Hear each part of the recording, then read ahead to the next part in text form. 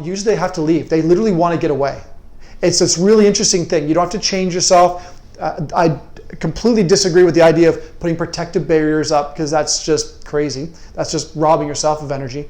The whole point is to be more yourself in this life. So my name is Orion. My story begins with the study of energy healing and martial arts. In 2003, I healed myself from a debilitating brain disorder, and I realized I could heal others too. You could say I had an epiphany about states of being. Years ago, I started my practice in Toronto. Now it is time to share with you. Welcome to my channel. So another thing I get often is dealing with the toxic work environment. How to be yourself, especially a spiritual person, in a toxic work environment. And that's a very common thing that I get. So I'm going to talk about that particular issue.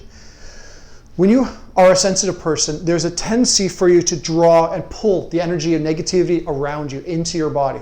So you have a person next to you who's carrying a lot of guilt or a lot of shame or a lot of anger, and you're sitting next to them and you can just feel them, and you're sensitive and you draw in all of their negativity all day long. Those people come to me and they're just going berserk. They just don't know how to solve. They like the job, they just can't be around that person or can't be in that environment.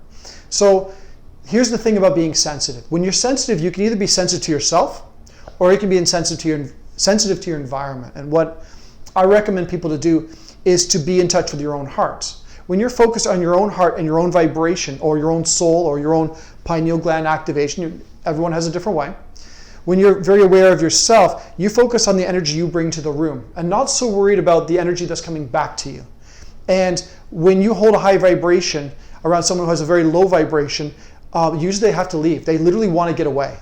It's this really interesting thing. You don't have to change yourself. I completely disagree with the idea of putting protective barriers up, because that's just crazy. That's just robbing yourself of energy. The whole point is to be more yourself in this life. So what I recommend people to do is to be in their own hearts and their own feeling sense and really spread their energy to the room. And I guarantee that person will want to leave, work in a different office. They don't know why, but they have to get away. And it's a very healthy way of engaging, let's say, a negative coworker, a negative work environment. At the same time, you're being honest with yourself. And you don't have to be disingenuous, which a lot of people think they have to be something else or try something so they don't have to worry about that person's negativity or confront that person, which is I don't recommend.